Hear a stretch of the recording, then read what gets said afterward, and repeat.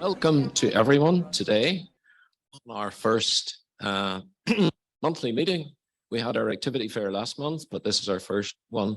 And it's good to see such a good turnout today. And it's always good to think about volunteers on a day like this, because we have today Ciara McNichol, who's going to talk. She's the development officer in Coleraine Volunteer Centre.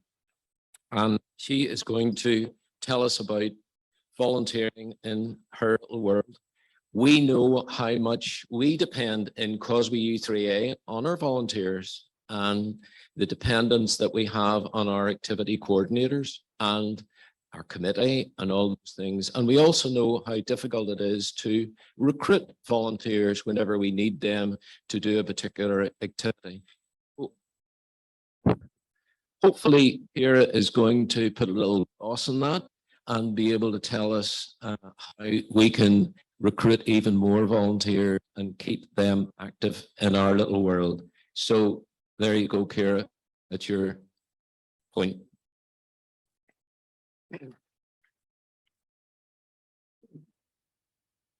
Thank you, Ken. Good morning, everyone, and thank you very much for giving me this opportunity to come and speak today. So I am Ciara McNichol, and I am the Development Officer with the Causeway Volunteer Centre. So Causeway Volunteer Centre is the lead agency for volunteering in the Causeway area. We cover Coleraine, Ballymoney and Moy. And we're one of 6 independent volunteer centres across Northern Ireland. And we offer training, support organisations, support volunteers. We work with volunteers to make sure that they're in the right opportunity for them.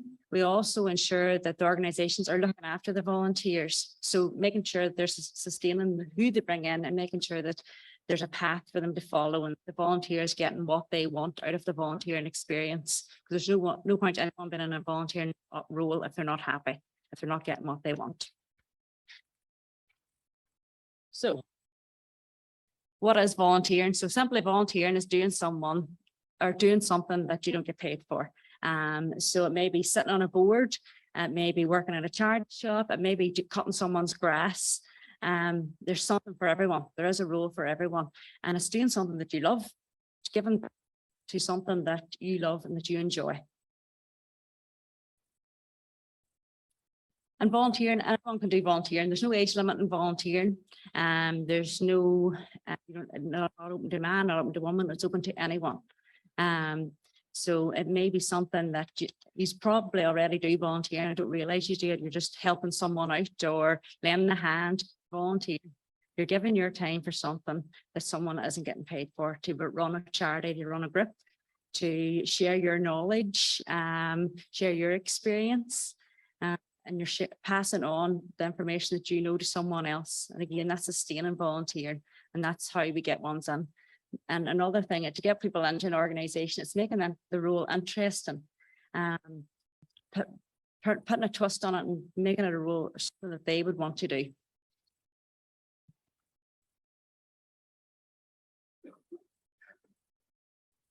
So it's great for the community. It's great for, as I say, sustaining. It's great for making friends. I'm sure a lot of people here today know each other until they come to the u3a.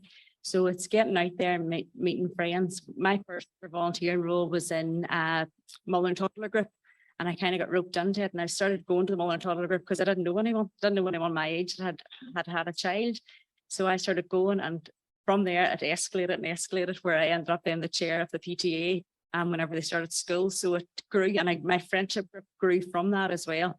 So it's always something to remember. From that, I got this job out of it. So from 15 years ago, sitting with a newborn baby, not knowing anyone, I gathered a group of friends. I also gained knowledge and what volunteering was, what was expected of the volunteer from different stages and different groups. So it's all experience and all wealth. And that's also something that you can get into where you're not young enough to sit, or you're too young to sit in the house and do nothing. So it's getting into a role, getting out there and sharing your knowledge and your wealth. So again, what can you gain from volunteering? So everyone, as I say, goes into for different reasons. Maybe for experience, and maybe to make a difference in the community, gain confidence, to meet people, share your knowledge, learn a new skill, and discover new interests that you mightn't have thought that you'd be interested in before. So Causeway Volunteer Centre, along with the other volunteer centres across Northern Ireland, launched Epic Awards back in February this year. We were Stormont, we done a launch in Stormont, and we had a lovely opportunity. So what Epic Awards is, so empowering people and community. It's recognising volunteers for everything that they've given them, a piece of recognition, and validating their contribution to the organisations. It's open to everyone. There's no age limits, and it's free. So it's for any volunteering services you have done within a 12-month period. And it can be done across multiple organisations as well. So it's a piece for if you're in an organisation or a board for you to pay back, recognise your volunteers. So it's after 50, 100 and 200 hours, you get a achievement and recognition. After 200 hours, you get invited to a presentation and you get a lot of time of recognition. And as a thank you, everyone loves a bit of thanks and praise for what they do. And again, as one of those things that we're all very proud to put our hands up and say that we've volunteered or we've helped out.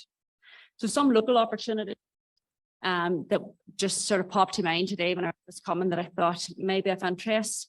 We have over 100 opportunities on our books for volunteering roles throughout the Causeway Coast and Glens area. They're everything. So we've got charity shops, we've got sports, we've got youth clubs, after school clubs. But specifically at the moment, there's a big call out for board members. That is throughout the Causeway Coast and Glens, different groups and different charities. May it be a trust secretary, a treasurer, chair, and there's a sort of a role out there for everyone. BCRC is one of the groups that is currently looking for board members. Zach Geddes Trust is looking for front of house, which is a lovely opportunity. It's basically meeting and greeting the people that come into their organisation throughout the day, and just having a welcoming face and someone to chat to at that particular time whenever they might need someone to chat to. Guide dogs, and I have two particular roles in the Ballymoney and Brisbane area, and it's for sight. So it's basically it's two young people that are losing their sight and haven't qualified for a dog quite yet. And they're looking just companionship to take them out through the day whenever their families are working, and may take them to the shop to buy a new pair of trousers or take them for a coffee. It's just having that little piece of companionship to share with someone that is in RNID are looking for a community volunteer. Basically someone like myself going around promoting RNID, talking about their services, maybe going into schools and to charities and to youth groups and to church groups, and just talking about all the things that RNID and how they can help and promote their organisation throughout. And lastly, from me, sorry, is the Kindness Post Box. So Causeway Volunteer Centre, along with the Causeway Loneliness Network, launched Kindness Post Box, which is a lovely initiative, and between school children and at the moment it's care. And the school children write a letter once a month or once a term to their new kindness friend in the care home. And the kindness friend can either write back or just accept the letter. And it's went so well. So at the moment, we've got 8 schools across the whole of Causeway Coast and Glens. And they were all getting up and starting now first from September on. But my previous school, which was Portrush and Bushmills, they exchanged over 360 letters within the 3 months period that was up and running. And to say that the children and the people in the care homes got so much out of it would be an understatement. They absolutely loved it. The children, some children don't have grandparents of that age. Some people don't have grandparents at all. So just to receive that letter, so they received letters about what their school day was. They wrote poems. They shared. So it was just like a little mixture of everything. Nice to get a letter on the door that wasn't a bill. And then the last thing we have is the Volunteer Cafe. And we launched Volunteer Cafe back in June, along with, it's funded by the Public Health Agency and Korean Rural and Urban Network. And it's just basically to encourage people to come out, have a cup of tea, have a chat, sit down and just exchange stories about the volunteering experience. We host it at the last Thursday of every month in Martha's Cafe on Abbey Street in Korean. And it's just something to just give back for everything that volunteers do, maybe over a cup of tea, over a cup of coffee, and just have a wee chat for an hour. And everyone's welcome to come to that, maybe to learn more or to share what you do within your own groups. So please feel free to call down.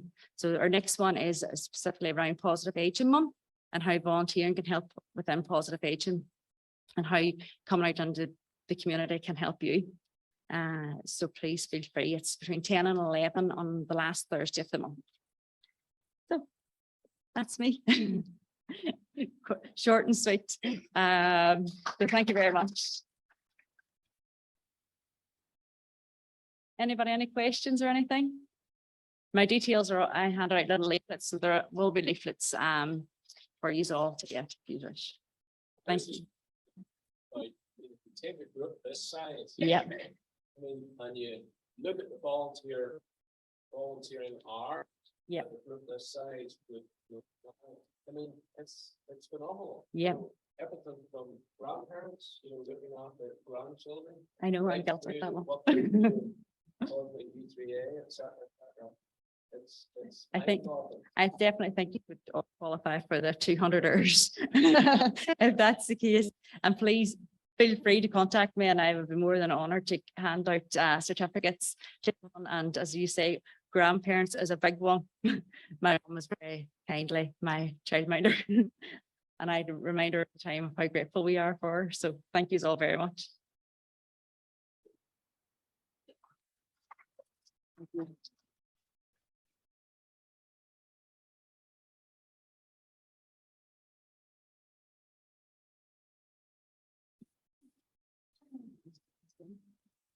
Do you want to maybe skipping there? You want to stay? Sorry?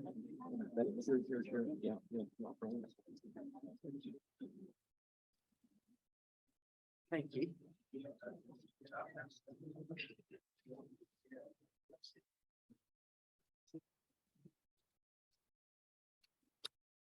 Right. Thank you very much, Ciara, for that. And maybe it's got you talking and thinking about how much more you can do in relation to volunteering. It's always to think, isn't it? Yeah. So just a thought in the intermediary. I have a tour going next week to Armagh, right? Wednesday the 12th, and this is to put you in the thinking mood. There are still places available on that tour. It's Wednesday the 12th of October.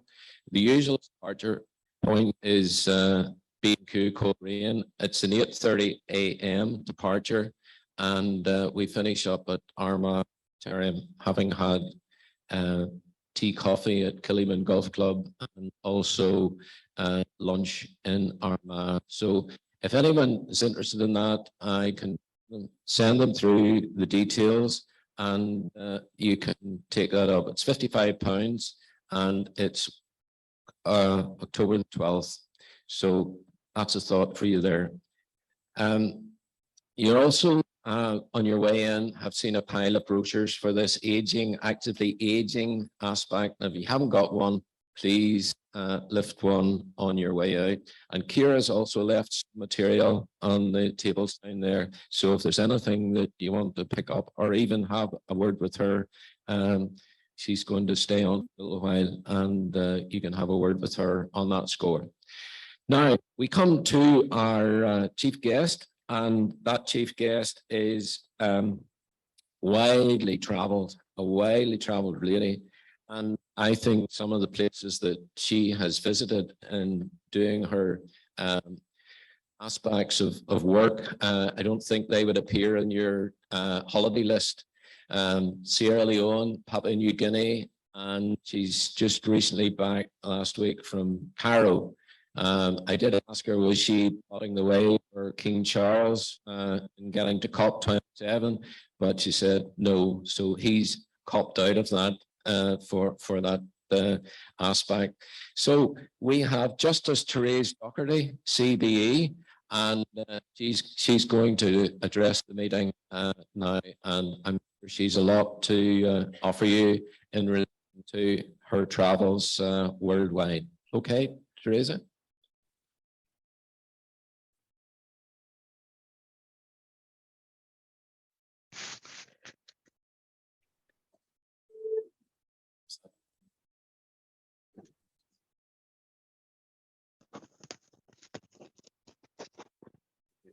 Grand.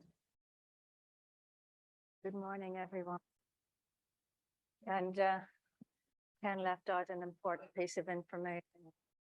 I was born in the Mary Rankin up the road here in Corrigan. And as the Papua New Guineans would say, this is my ass place. I am originally from Port Stewart. I was the eldest of 5 children. And my parents were people of considerable intelligence, particularly my mother, and very much respected by my father. Something I learned doesn't always happen in marriages and families, but they did not have a chance of an education themselves, and they were determined that their children would. They were not well off. I think all of you know, with a name like mine, the background of our family. My aunt, my mother's older sister, didn't agree with this. She always says, there's no point in educating them girls. They're only going to get married anyway. But my father, who very seldom stood up to any of my mother's family, he was a city boy. She was a country woman from Donegal. He couldn't milk a cow or wield a scythe, so he wasn't particularly highly respected in her home area. But he stood up to her on that, and he said, my daughters will have the same chance as my sons. And that is why I have ever since been a promoter of education of women. But we were from Port Stewart, as I said. The house got let every summer. I took the younger children to Donegal. And whilst there, somebody asked me, what are you going to do when you grow up? You know, that question we all were asked when we were weans. And I said I wanted to go to university. And the CMA was enraged. She said, that is the wrong answer. The right answer is, I want to go and work and help my parents.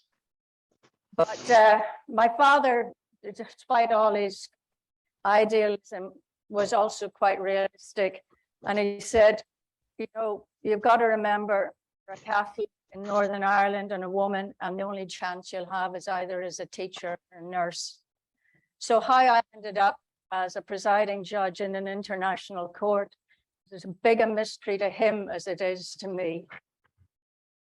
But somebody had to work. I went to London in civil service.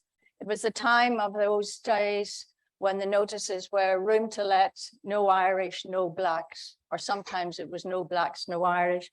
But it made me again aware of discrimination among people and discrimination also among women. I wanted to give something back, so I decided to volunteer, Kira.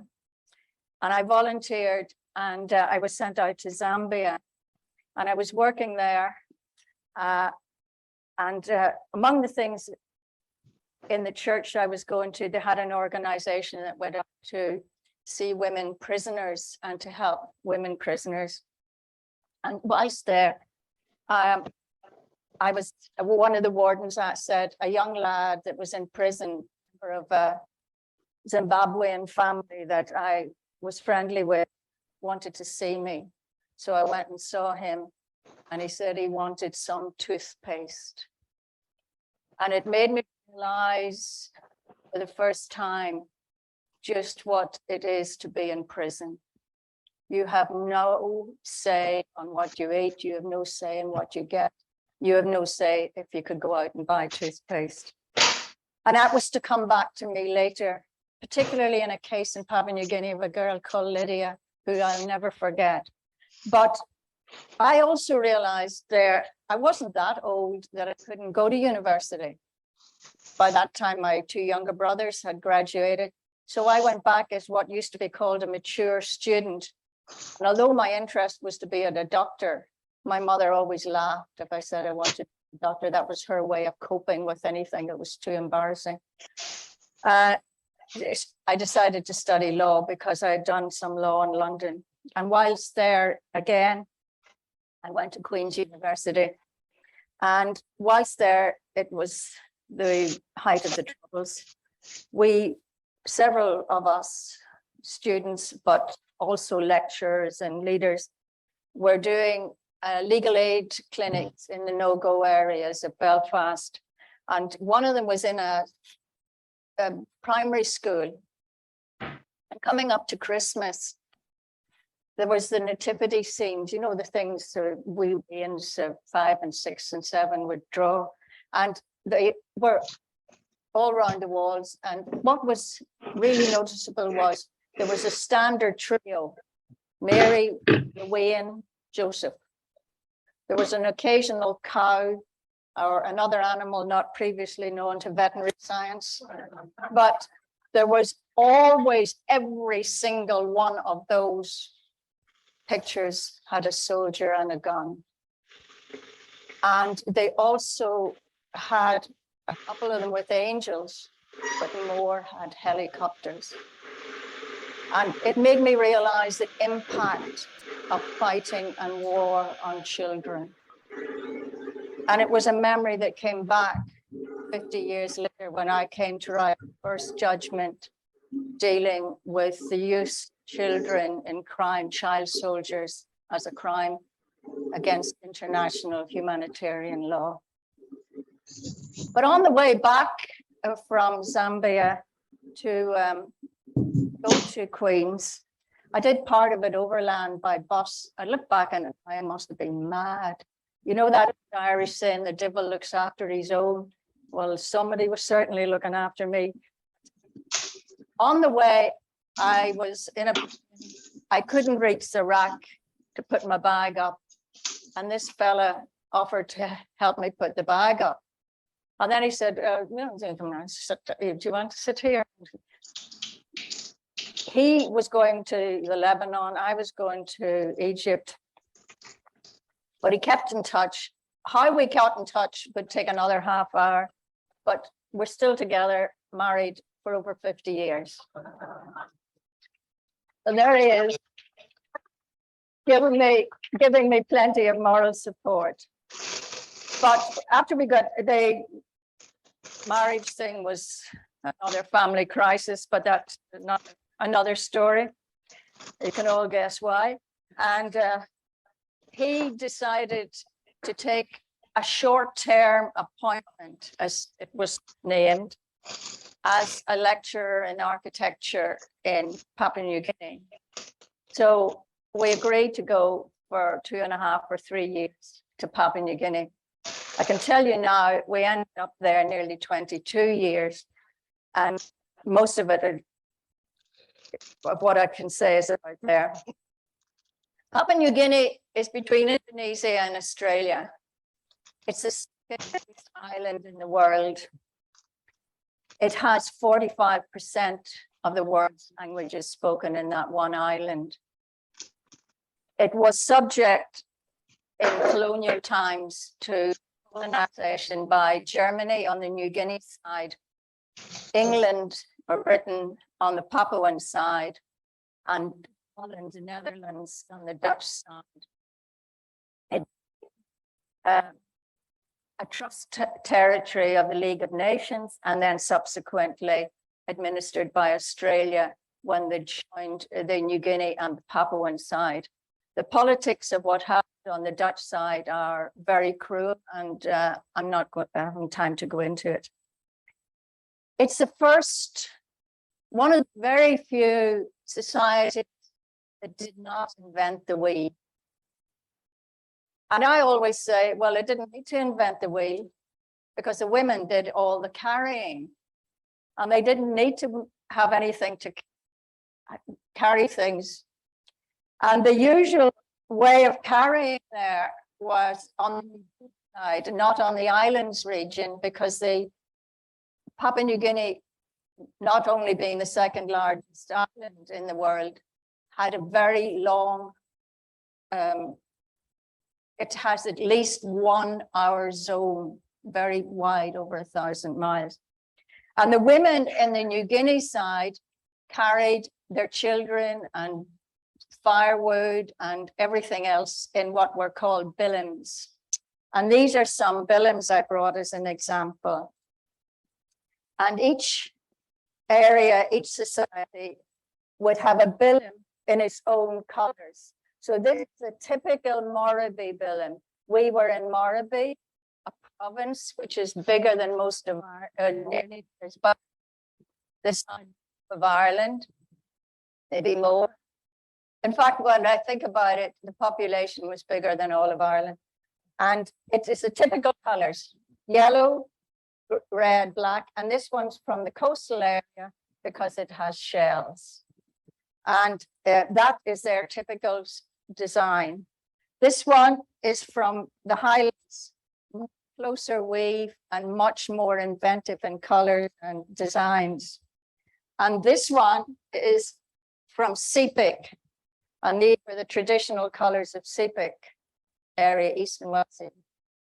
And this, a wee bit of a difference, because this is a man's. And they wore their billam around the neck to the front with a packet of, maybe a packet of cigarettes and a few betel nuts, whereas the women were carrying everything across the head like this. And you'd see old men with the typical Negro and a white carrying. So they also had unusual customs that I had to get used to. There was customs of what we call in marriage sister exchange, what I think in the Bible is called levirate, where the brother of a deceased man had to take in the wife and children of the deceased, and it caused no end of economic pressures on a family. Bride price was paid, and I looked around for some work because Ian was working at the university, and I got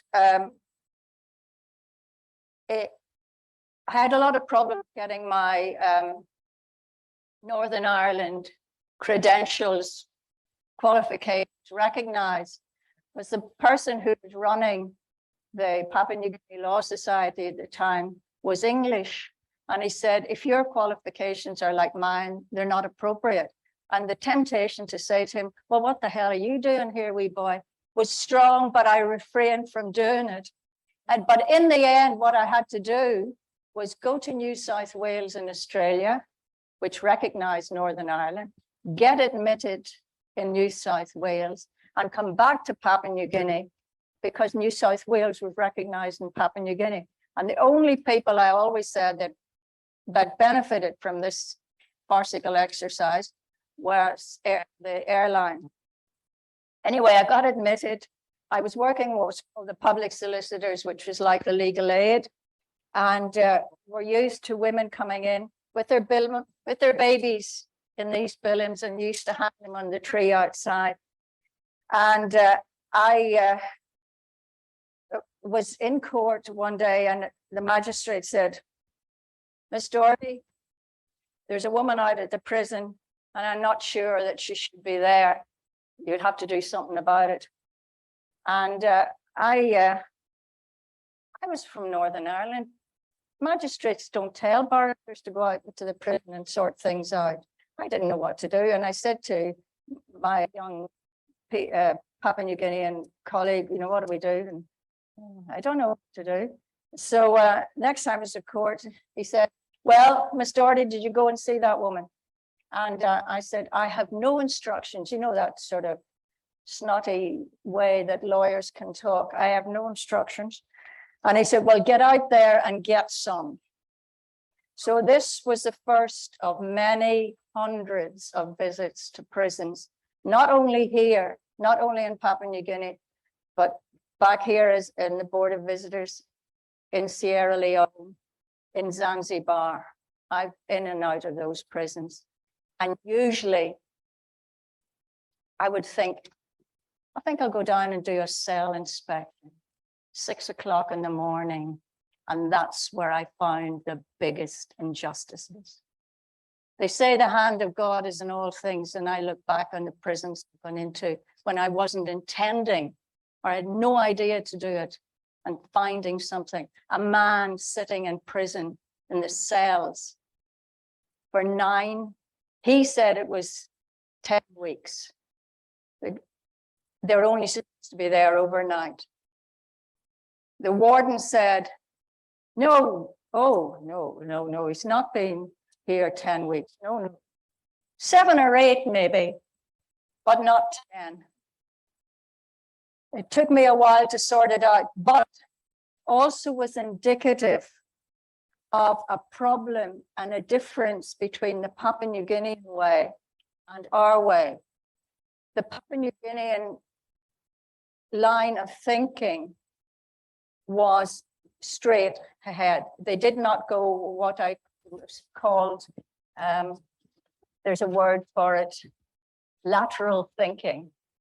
So when I got out, first of all, to sort out this woman that was in the prison, she was serving 6 months for what was called big head in court. In other words, she had failed to turn up in court, in a village court. Her child had been hit by another child. She complained to the local village authorities. The village authorities decided to hold a village court. Now, whether they told her they were going to hold a village court or not, I don't know, because that was never clear. But by the time the village court came around, the children had reconciled, as children do, and she didn't actually go to the court. I think because she didn't know. They said she was in contempt because she ignored the court, hauled her up, convicted her to 6 months imprisonment, and put her on a plane with one of her children and put her in prison for 6 months. She couldn't speak the local language. As I said, over 700 languages were spoken in that area. She'd never been out of her village. And by the time I got her, she was no longer able to talk. She was in a catatonic state. We got her out, but it was the first of long and bitter visits to prisons, to police cells, to check on village court records.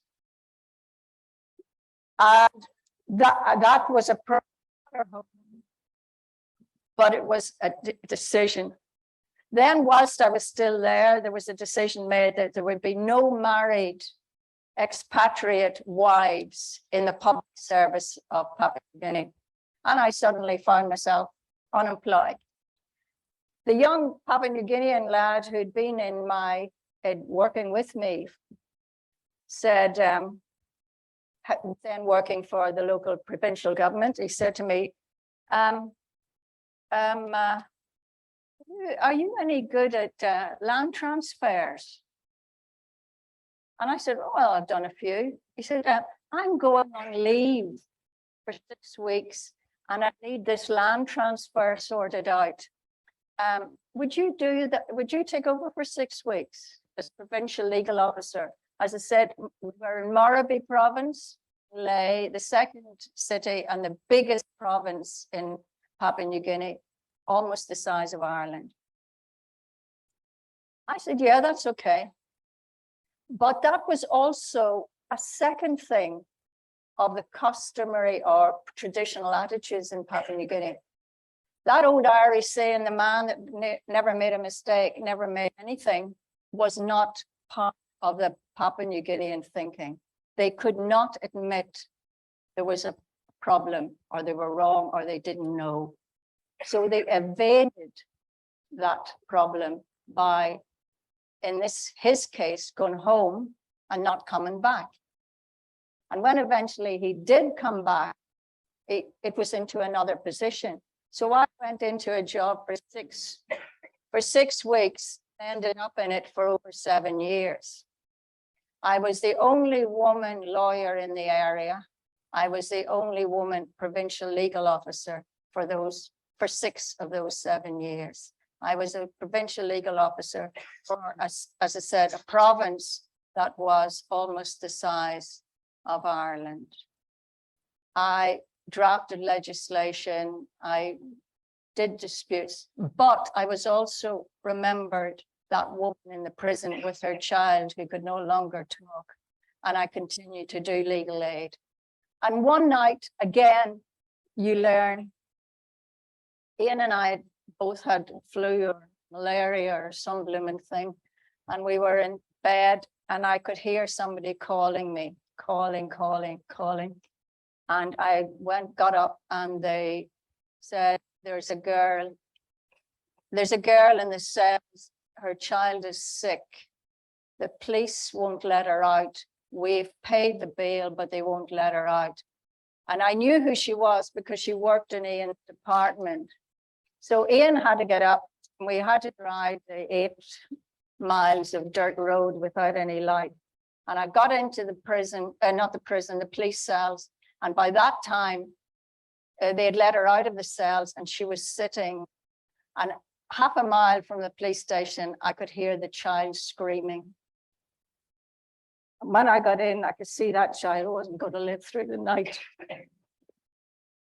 So I asked the duty sergeant, what's she charged with?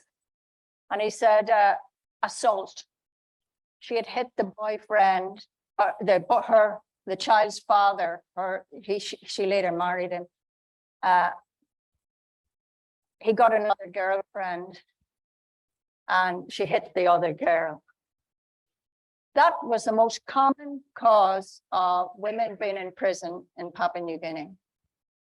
I once went out to the women's prison. There was 8 of them, and they were all in for various offenses, ranging from murder to simple assault, because they hit the girlfriend of the husband. And why they didn't hit the husband was explained to me by Lydia, who I may get time. Anyway.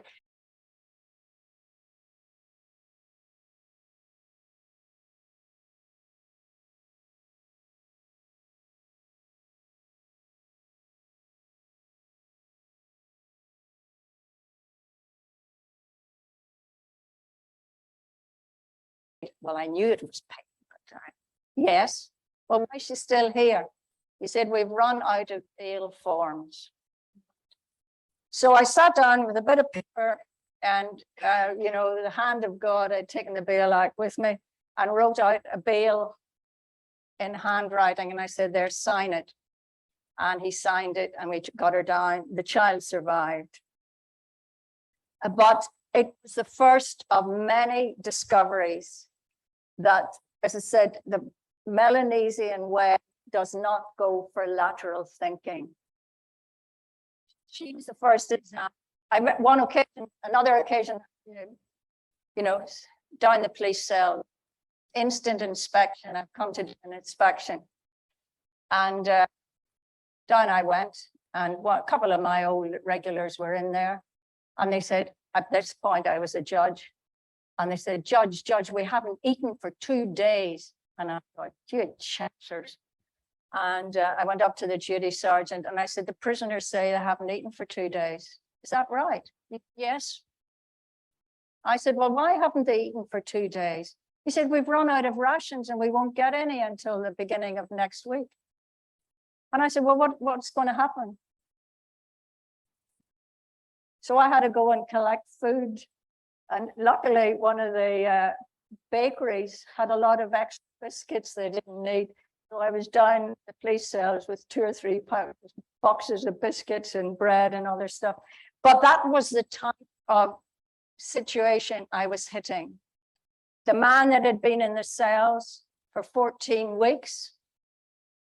No, it wasn't 14 weeks. It was only 9 weeks, according to the duty sergeant. And I said, well, why is he here? Why isn't he up in court? He said, he's not one of ours. I said, what do you mean he's not one? He's not one of ours. Well, is he in the OB book, the occurrence book? They have to register every prisoner or everybody is in the police cell. No, he's not one of ours. I thought, for God's sake. I said, okay, get him. He gabbled away. I was a fluent Pidgin speaker by this time. I did radio broadcasts in Pidgin. I simultaneously interpreted in Pidgin. In fact, on one occasion, I was out in a village. Somebody said, oh, this is the lady that does the radio broadcasts, u3a. And the man looked at me, and he looked at me with contempt. He said, you, an old white woman. I thought it was a nice young Morbey girl doing these broadcasts. I think I was 35 at that point. In any event,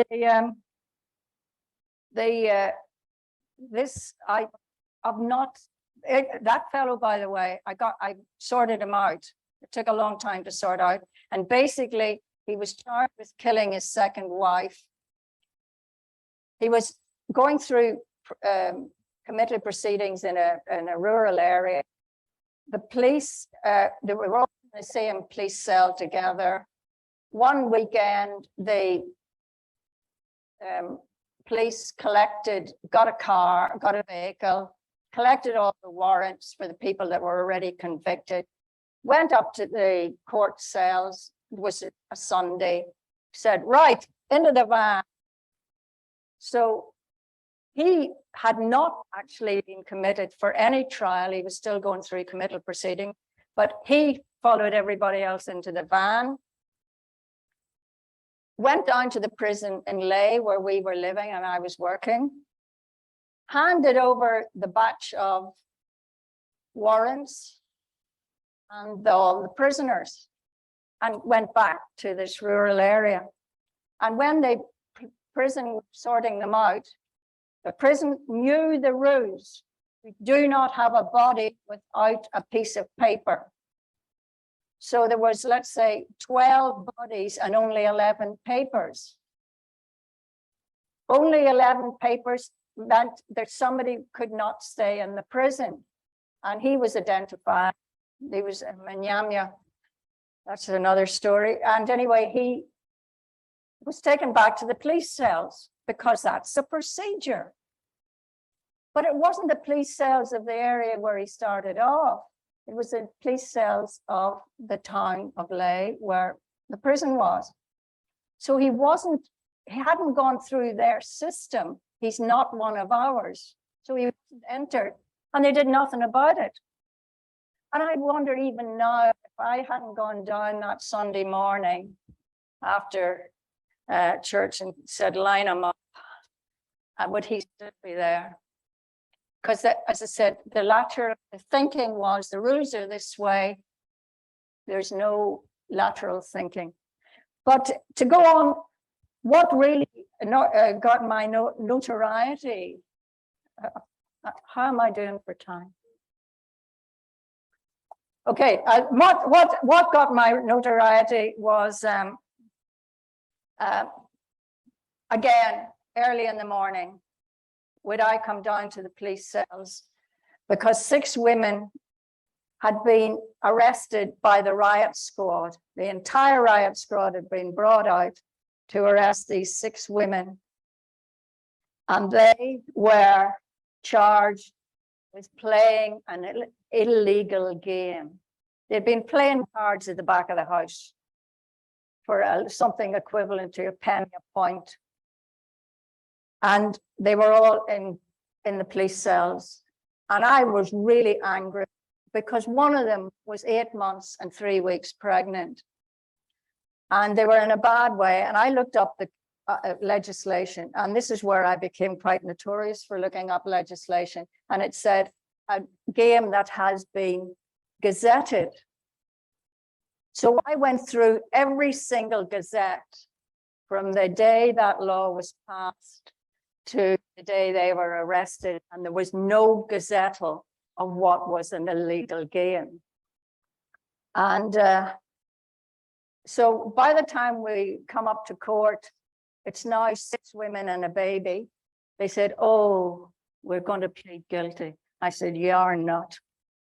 So I went in and I said to the prosecutor, all right, where is the gazettal of this game as an illegal game, playing cards at the back of the house? And they could not produce any gazettal. I knew they couldn't because I'd gone through them. It took me weeks. This is pre-computer days. And so these 6 women were acquitted. There was no gazettal, but it was a fallout from that court case that led to certain notoriety. 200 other prisoners had to be released because there was 200 across the country serving sentence for playing illegal games. The law said, the newspaper said, it was all my fault that I was promoting gambling in the country. What a disgraceful thing for a lawyer to promote gambling. And then the other stories came back, and it appeared that I was, because I'd won this court case, and because women don't win cases and women don't have any power, I must have been a reincarnation of a local rumor that a woman of power would promote a local person. And the local politician, who was the person who was the head of the provincial government that I worked for, this story was from his area. This rumor was from his area.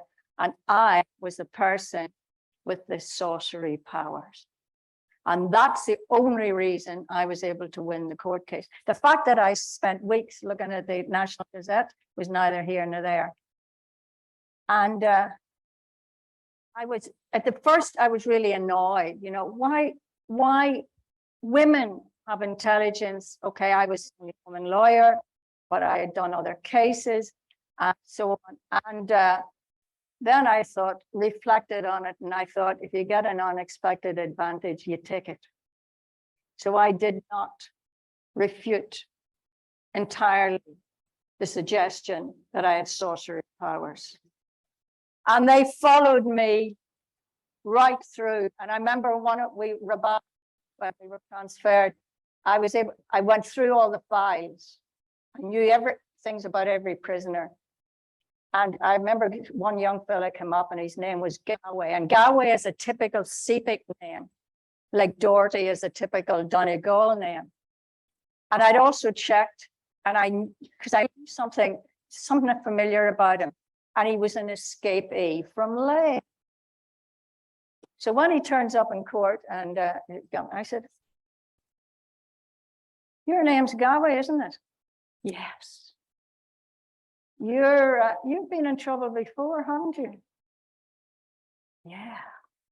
And you could see it in their face. God, it's true. She does have sorcery powers.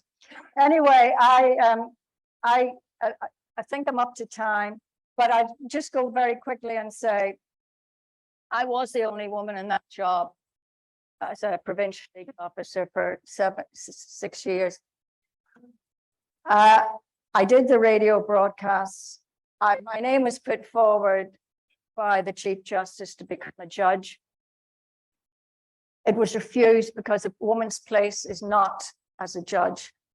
I was eventually appointed principal magistrate for the Momassey region. That's Murray, Medang, East Sepik, West Sepik, an area bigger than Ireland. I was responsible for police inspections, and I did all the police inspections. And for I was the police disciplinary tribunal chair for the whole region. And one of my classic cases I always remember was that senior sergeant demoted to sergeant was appealing against his decision. And when I read the papers, as I always did in advance, I couldn't believe what I was reading. He was charged with misusing a police vehicle. What he had done was him and another couple of men had abducted 3 young girls on their way home from church one Sunday and raped them, using the police car to take them. And this was the type of thing I was working on and fighting all the time. Anyway, I was the first woman judge in the South Pacific region, and it became quite well known when I was appointed.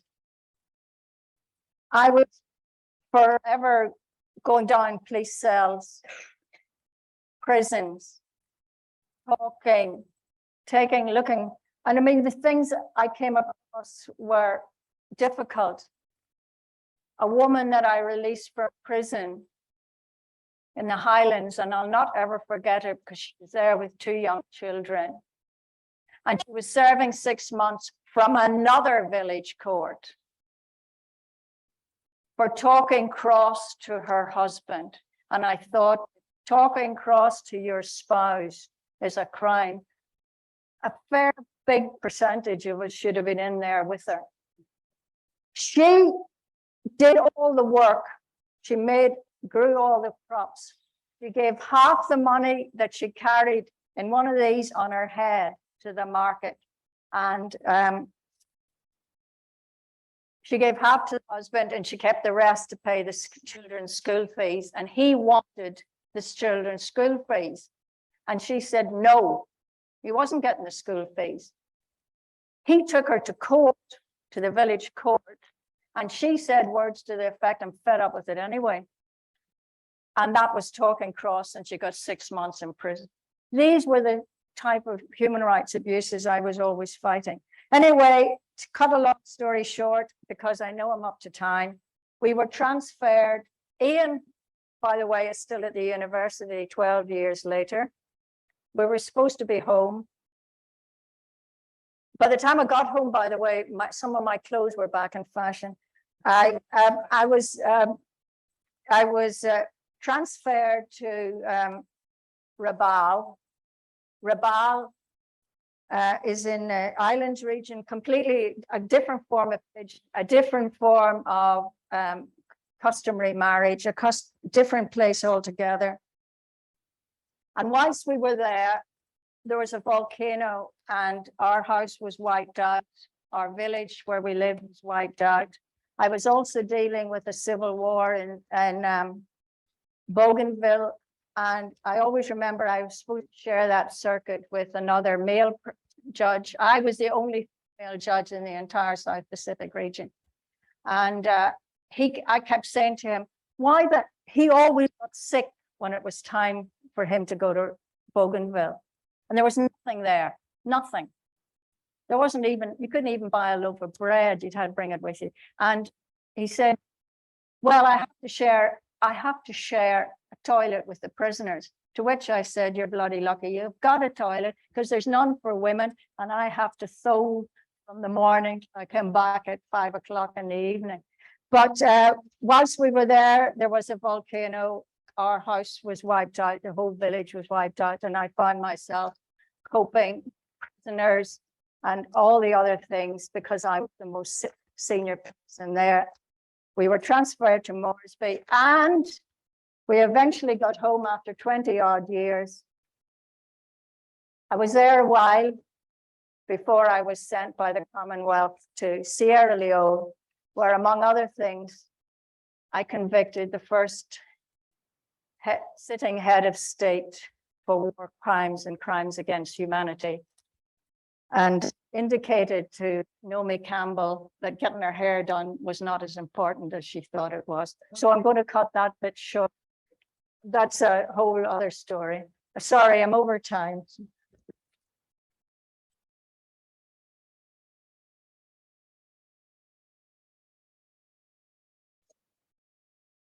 Questions? Oh, sorry, a few questions, yes.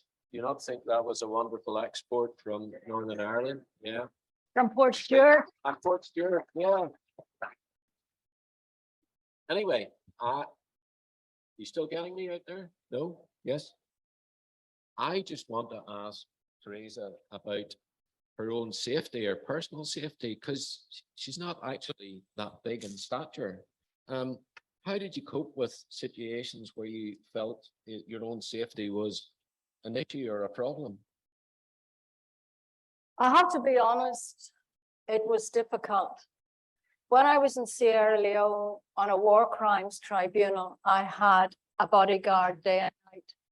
And quite frankly, there were times that I felt they weren't worth 2 bags of blue, but that's not the answer. I'll be quite frank, I'll admit something I've never admitted publicly.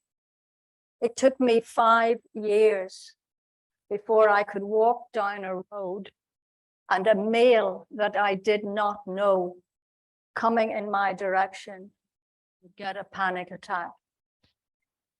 And I can recall one occasion, I was in Belfast, Royal Avenue, busy place, and by chance I met one of my sisters-in-law, and we were standing talking, and in the corner of my eye, I saw a young male come up towards us, and I started panicking. I just, I gripped you.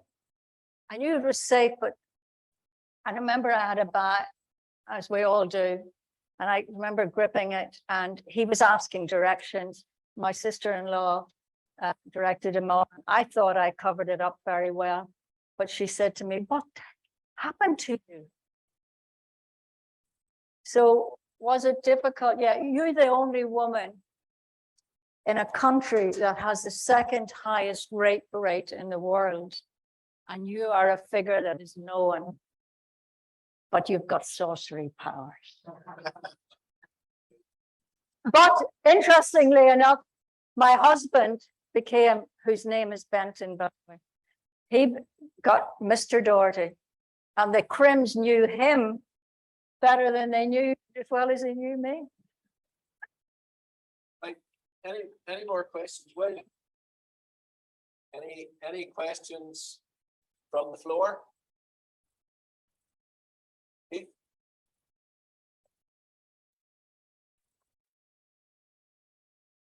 And then Michael? Hold on, you get the mic. Mike. Hello, can you hear me okay? Yes. As a Port Stewart boy, similar age, congratulations. Thank you. Mr. Preston must have beaten something good into me over the years. I just wondered, do you do your inspirational talks to young schoolgirls and so on? Because I think you're absolutely right. The power of education, the power to improve your situation is key. And I wondered if you went to any of the local schools, since I assume you have retired, or maybe not, having heard you in Carroll last week, but to pass on some of your inspiration to school children and schoolgirls in particular today. I actually volunteered to go to the board, on the board of governors of my old school, because I'm a big believer that we pay back. We must give something in return. So but they've never asked me to speak to this school. I've been going there regularly for, this is my 5th or 6th year, I think it is, on a board of governors, and they've never asked me. I'm willing to, I have to be asked. If that answers your question. Hello, Teresa. Thanks for a fantastic epilogue. I was just wondering, in such a lawless society like Papua New Guinea, does any of the legal organizations and organizations like the United Nations have no sway at all? There was a lot of tribal fighting in the Highlands. And I find myself arbitrating on fighting there were many attempts to, from both the Commonwealths, and I've done a lot of work for the Commonwealth over the years, mostly in Africa and Ghana and places like that, and Australia, to try and educate, to try and steer. A lot of it is respect. If you do not respect, especially women,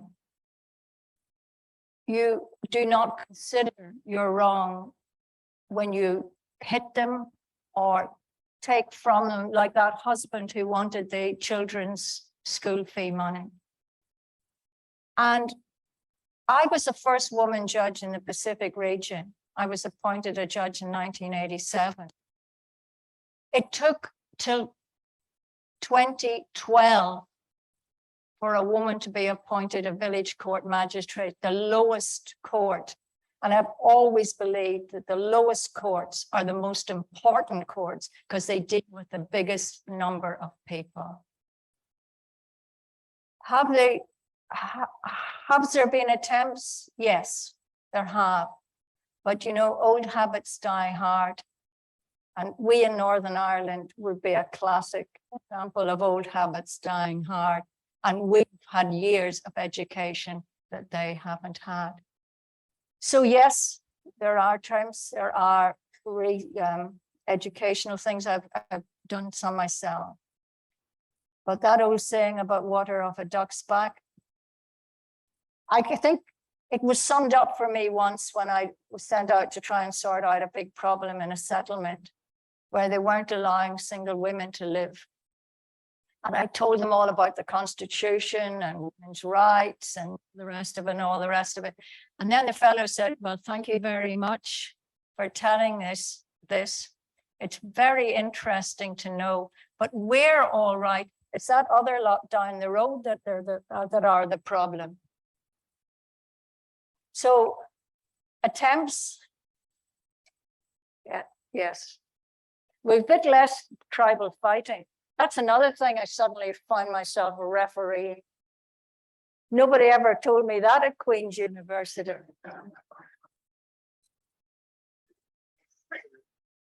Thank you very much for your courage and the courage of your sharing. I find this a difficult question to put into language in a way, but given, as you say, all of us in Northern Ireland have had the sponsorship, the luxury, and the comfort and the privilege of an education, yet we all are, to some extent, still living in something of where we were living 20, I don't know, I don't want to put a number on it, years. So, and given us someone in the education, I would want to ask you something in a way about your faith. We can do so much in education, but I think if we demand too much of it, it is proven it really doesn't solve those problems. And then you're into areas of counseling or this kind of thing. I'm just sort of asking you, given that those countries you've been in have, I would say, have all a mixture of religions as well, and that entrenched self-righteous, we're okay kind of attitude, somebody being better than somebody else in different ways. And I would think in those societies in different ways gets masked, you know, in the religious forms. So I'm just asking, could you say maybe about how even your own background in faith, directly or indirectly, has some of your drive perhaps at times behind your legal sophistication awareness? I don't know how to say it different than that. There's kind of to give us hope that it doesn't all rely on great intellectual expertise or qualification, I suppose. Papua New Guinea was interesting on the religious front for somebody coming from Northern Ireland, where, as my father said, you're a Catholic, you're only going to get one of those two jobs. There was a feeling in those days. And I amaze myself because you all know, many of you are younger than me, but some of you are of the same thing. You never, ever, ever said what your religion was in Northern Ireland. Even a couple of years ago, 4, maybe 5 years ago, Ian will remember, we were on a cruise and we were on a table with 2 ladies who turned out to be from Coleraine. And they asked me the standard Northern Ireland question. What school did you go to? And I almost said something, but I was with a husband who's Scottish originally and didn't understand these things, so I kept my bait closed. But how Papua New Guinea was different in that way because of its colonial past, certain religions dominated in certain areas. Because, for example, the New Guinea side was originally German, so Lutherans was the main church. The Papuan side was originally British. So Methodism, as it was called there, what might have been Church of England, was the dominant religion. And up in the CPIC area, which came in last, was nearly all Catholic. But they agreed there would be no difference in schools. There would be no proselytizing between religions. It was accepted. And one of the other things they accepted, those 3 churches, was they would not undermine customs, provided the customs were customs that respected people's rights. And by the way, I had many run-ins with customary that I struck down customs. So it was when some fundamentalist churches came in and started destroying old practices, old traditions. One tradition, for example, in one area in the Highlands, was if there had been a family death, other members of the family didn't wash for 1 year. They were as high as kites by the time you came in touch with them. But that was the tradition. And we didn't interfere with it. They grew their hair, turnham grass, it was called. You know that Rastafarian, is it? You know, was a law. Every time I see one, I feel like going up and saying, oh, I'm sorry, was there a death in your family? Because that was the way. So can we learn? The other thing, I was in Sierra Leone. I was sent out there for a couple of months by the Commonwealth. And as Ian will tell you, I went out in 2003 and I got home in 2012. I would come home at Christmas and or even when I was on circuits in Papua New Guinea, and he'd say, who did you say you were? Have you been here before? So there, the dominant religion is Muslim, over 45%, and the minor religion, 40% is Christian. They intermarry. They don't distinguish. They go to each mosques, they go to the church. There is not that division. Can we overcome? Sierra Leone would be a classic example of where it can be overcome if we have the will to do it. But yes, religion, did my personal religion play a part? I always big believer is in religion, you play the part, you don't talk it. But look, I'm running over time, so I just give one very funny thing that happened. I was out on circuit in the back end of nowhere, and it was coming up to Sunday. So I wanted to go to church. It took me a while to find out where church was. And when I got there, it was packed. But there was a seat in the middle of a row towards the front. So I edged my way in. And by the way, in Melanesian society, you never go past a person with your back to them. You must always go past them with the front. And I'm still doing that years later. Anyway, I get into this one seat in the middle aisle, in the middle of this place. And there's a wee Wayne jumping up and down and playing around beside me. And beside her is what looked like her granny. And in front, I could see there was another woman who likely was her mother with another child. So this wee girl's jigging around. And then she looks up and she sees me. And the mouth goes. And then the screaming starts. You know that threat, if you don't behave yourself, one of those white people is going to come and eat you. And look what happened. I had to leave. And the echo of that wailing, screaming is. So religion, yes, but it's amazing how it's treated differently in different places. Thanks.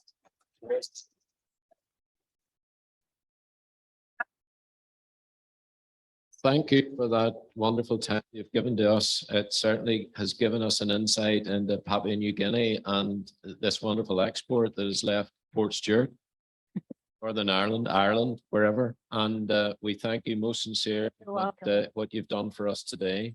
And thanks to Ian, because maybe without Ian, you wouldn't have ever got into the situation that you're in. That is correct. Yeah. So there you go. Well done, Ian. So just in rounding up, if you want to go back and sit and keep me company. Just in rounding up, a couple of things. I'll be giving a note. There's no Spanish next Monday. It will be the following Monday. Please remember Armagh next Wednesday, the 12th. If anyone's interested in Armagh, that would be good. Probably shouldn't say this. Our Christmas lunch is in the RC, Royal Court, and it's on the 8th of December.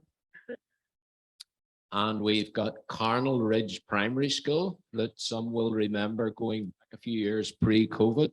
You came along and give us a lovely little rendering. So they're going to do the pre-lunch entertainment. And then you'll probably remember from last year, Katie Bustard, harpist, musician.